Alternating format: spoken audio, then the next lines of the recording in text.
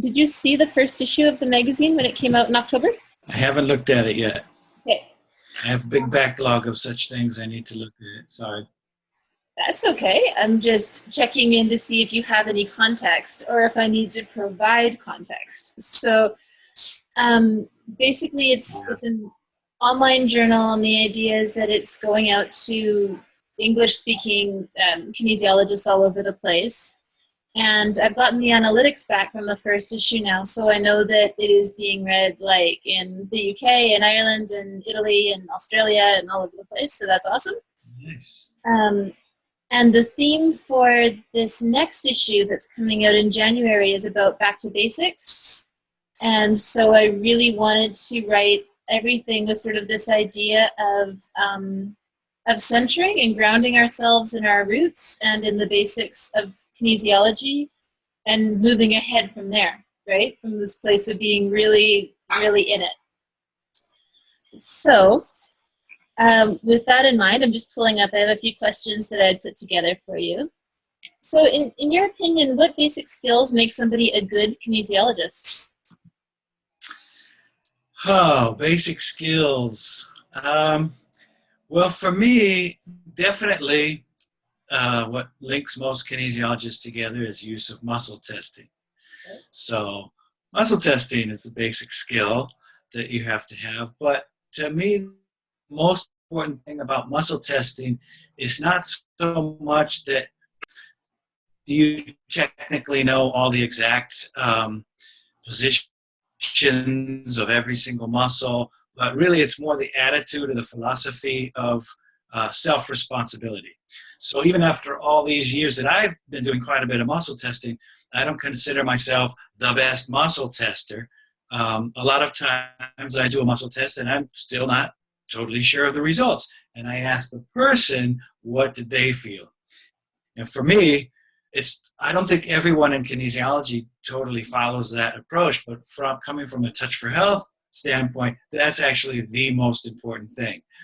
In muscle testing and as a fundamental, what is your role? Are you in an assistive role, helping people to discover more about themselves and learning about themselves and give them tools for taking care of themselves? Or are you in solely a treatment role where you're the master, you know the results of the test, you tell them the results, you tell them what's wrong with them, and then you fix them?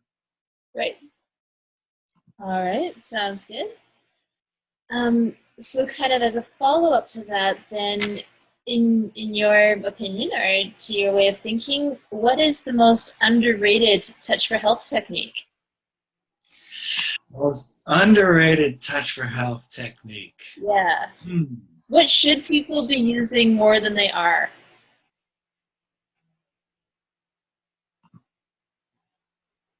The other thing that I do kind of emphasize as I travel around,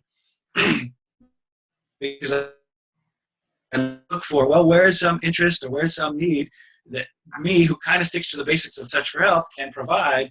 And reactive muscles is something that people kind of get hung up on. Yeah. There's some reactivity to reactive muscles. So I've been trying to develop a little workshop where we go back and we review. We take a whole weekend just to look at posture and reactivity again, but have some fun with it. Take the stress off of it, approach it in some very basic, simple ways, get the basic pattern down. And once you have the basic pattern, it actually can be simple and fun. And it's something that sometimes nothing else really seems to have much effect. And when you do that, it has an amazing effect. So it's well worth having in your toolkit and having some fun with it. Absolutely. I think my internet is really slow, and so when you first started answering this, it kind of cut out for a second there.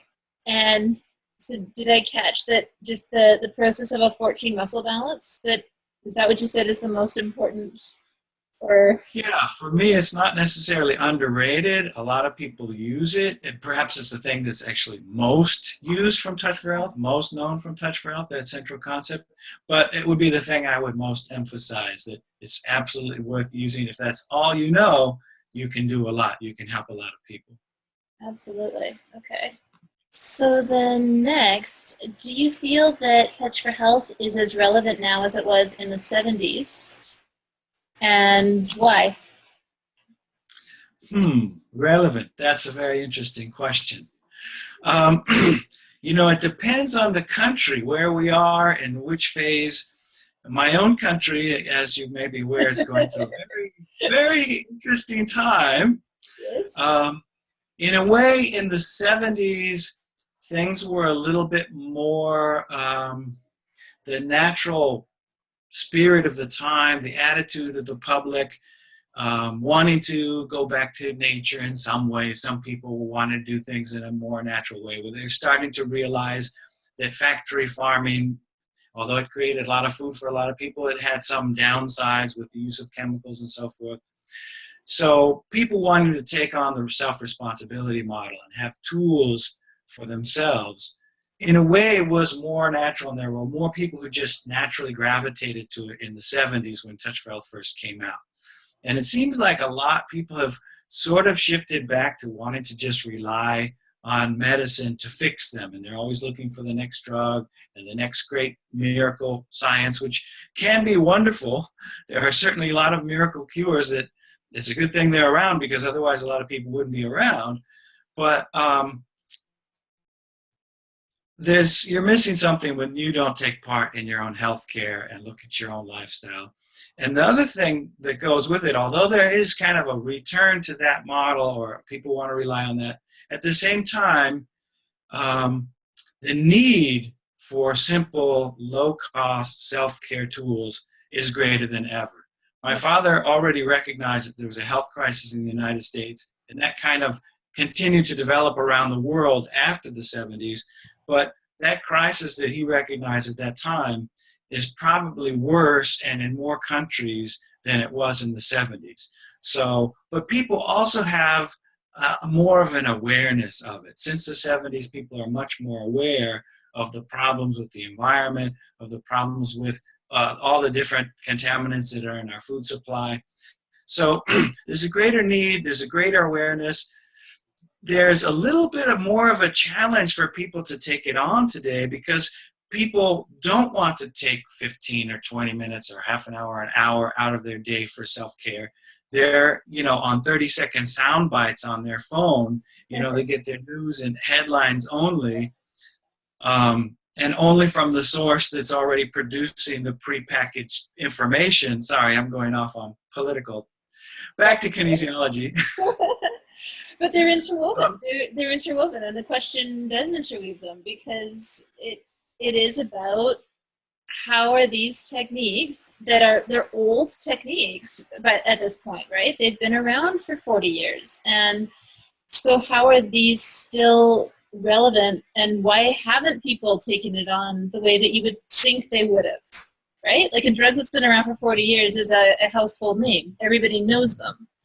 And yet this is still kind of out there for a lot of people. So I don't think you're really off topic at all. It's totally valid. And, we're in this computer age. We're communicating right now over the internet, and our connection is actually good enough to work, even if it hangs a little bit here and there.